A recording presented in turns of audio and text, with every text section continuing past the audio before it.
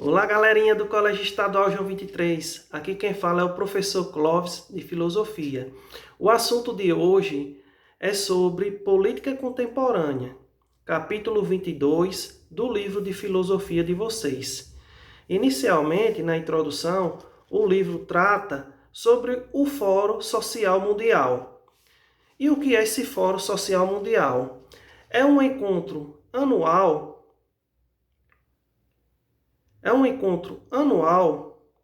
que ocorre no mundo e que é organizado por diversos movimentos sociais. Mas qual o objetivo desse Fórum Social Mundial? Seu objetivo é o seguinte: analisar, debater e criticar o ideário neoliberal e seus efeitos nefastos para as sociedades no mundo, na contemporaneidade. Ok? Aí, em seguida, o livro vem tratando sobre os tipos de liberalismo. Temos o liberalismo social e temos o liberalismo de esquerda, o liberalismo socialista. Mas o que existe no mundo, na atualidade, é o liberalismo e o liberalismo social, esses dois. E o que é o liberalismo? É uma política econômica que defende o livre mercado, a propriedade privada e a lei da oferta e da procura. Esse é o liberalismo. E o que é o liberalismo social? É uma política econômica em que defende a intervenção do Estado na economia, mas também defende o livre mercado e a lei da oferta e da procura. Esse é o liberalismo social. E por último, o liberalismo de esquerda ou socialista, certo? Os defensores desse liberalismo socialista defendem a tese de que é possível conciliar liberalismo e socialismo, certo? Até que, em um determinado momento histórico, ia ocorrer uma passagem, certo, da sociedade capitalista liberal para uma sociedade socialista, de forma pacífica, certo? Alguns teóricos e estudiosos defendem esse tipo de liberalismo, como o italiano Norberto Bobbio, certo?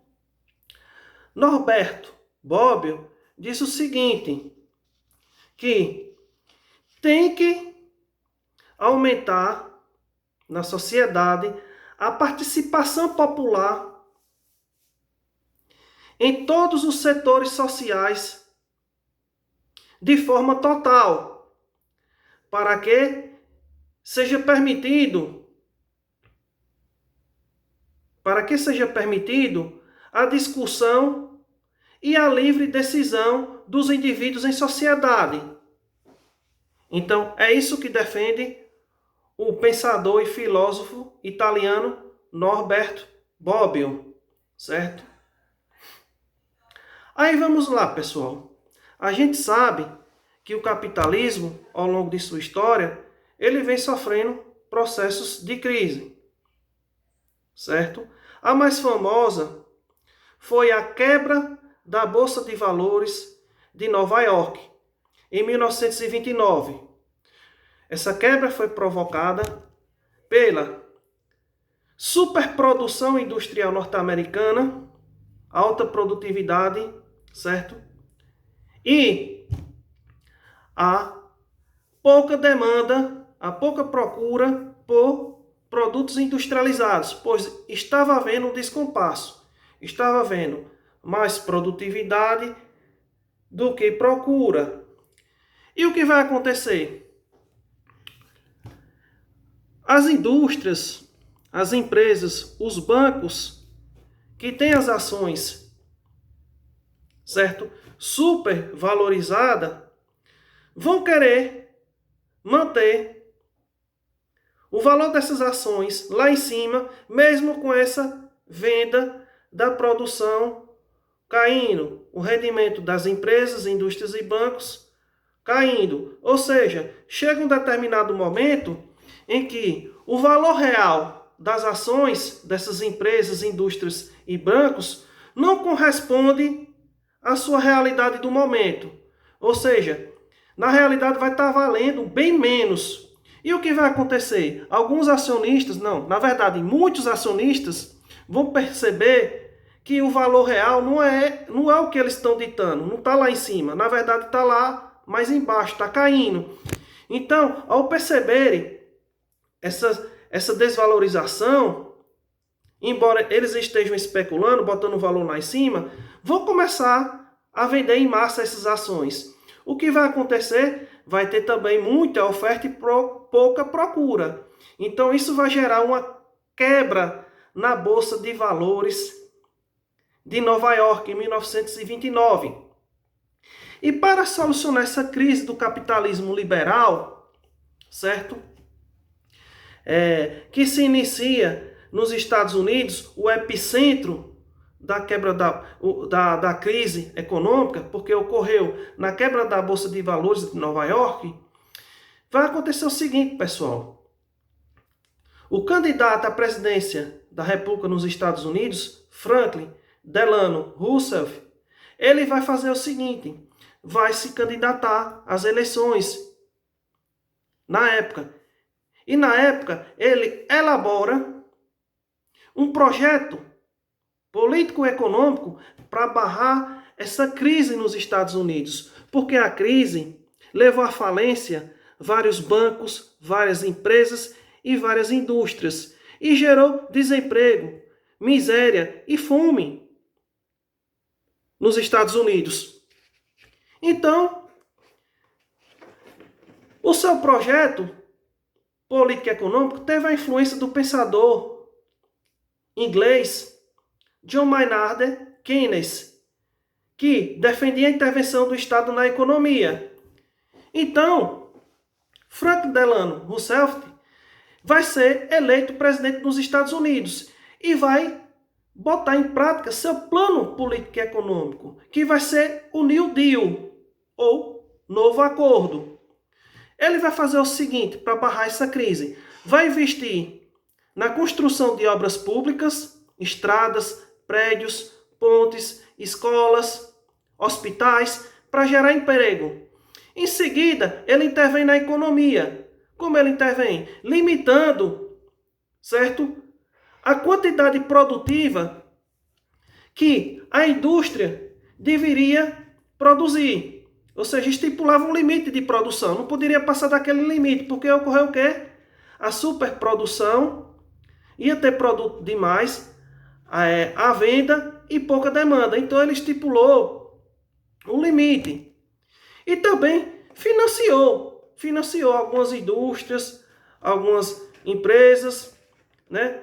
Começou a gerar emprego, começou a circular dinheiro, começou a investir depois na área social, concedendo, por exemplo, auxílio à invalidez, aposentadoria, salário maternidade. Todas essas medidas sociais contribuíram para tirar os Estados Unidos dessa crise. Os Estados Unidos estavam praticamente no fundo do poço. E Franklin Delano Roosevelt tirou os Estados Unidos dessa crise, certo? Adotando o liberalismo social, que preconiza o seguinte: o livre mercado, a lei da oferta e da procura, mas com a intervenção do Estado na economia, para fomentar não só o desenvolvimento econômico e industrial, mas também o desenvolvimento social, gerando emprego, gerando moradia, gerando direitos sociais, como aposentadoria e etc. Então, pessoal, esse estado de bem-estar social, ele vai predominar até a década de 70. Por que até a década de 70? Porque na década de 70 vai ocorrer no mundo a crise do petróleo. A crise do petróleo. E o liberalismo social e o estado de bem-estar social vai ser bastante criticado, certo? Muitos economistas, muitos empresários, muitos donos de banco vão dizer o seguinte, que o Estado está gastando muito dinheiro na área social, na saúde, na educação, na geração de emprego, certo? Então, eles vão se unir, certo? E vão começar a formular um novo tipo de liberalismo, que é o neoliberalismo, o novo liberalismo. Foi implantado inicialmente em duas grandes nações, nos Estados Unidos, com Ronald Reagan, e na Inglaterra, com a Dama de Ferro, Margaret Thatcher, certo? Mas, pessoal, o que é o neoliberalismo? O neoliberalismo é o Estado mínimo. É uma política econômica que defende o livre mercado, a lei da oferta e da procura, a propriedade privada, a não intervenção do Estado na economia e a diminuição de recursos na área social, saúde, educação, previdência, moradia, saneamento básico, etc. Isso vai resolver, inicialmente, um problema econômico nesses países, Estados Unidos da América e Inglaterra, e também em outros países do mundo. Mas depois, esse novo sistema político e econômico vai mostrar suas garras. Por quê? Porque o rico, os grandes empresários, a elite, cada vez vai ficar mais rica. E o pobre, cada vez mais pobre. Porque quem depende muito dos serviços públicos, dos investimentos na área social, são os pobres. Ok? E o neoliberalismo tem como característica máxima o Estado mínimo. A diminuição dos investimentos na área social. E outra característica fundamental dele, a supermaximização, aumento dos lucros para a elite e diminuição de qualidade de vida para o trabalhador, certo? Para a base da pirâmide. Então, a democracia pautada na política econômica neoliberal, certo? De certa forma, vai prejudicar um pouco, certo? Vai, como é que se diz? Desgastar um pouco as bases democráticas do mundo na atualidade. Porque vem corroendo a inclusão social do povo na área social, certo? Vai diminuindo a participação popular do povo nos debates políticos, no acesso a emprego, no acesso à moradia, no acesso a curso superior. Então, na atualidade, está se debatendo muito sobre a questão dessa política econômica neoliberal no mundo. O pensador Thomas Piketty, ele defende a seguinte tese: uma das soluções para combater os problemas socioeconômicos na atualidade, que geram grande desigualdade social, desemprego, miséria, é o seguinte: taxar de forma progressiva, taxar o rico, a elite. E nós sabemos que em muitas sociedades, a exemplo do Brasil, quem paga imposto, a maioria dos impostos, são os trabalhadores, são as classes populares. Enquanto boa parte, ou até mesmo grande parte das elites de muitas sociedades por aí no planeta, incluindo o Brasil,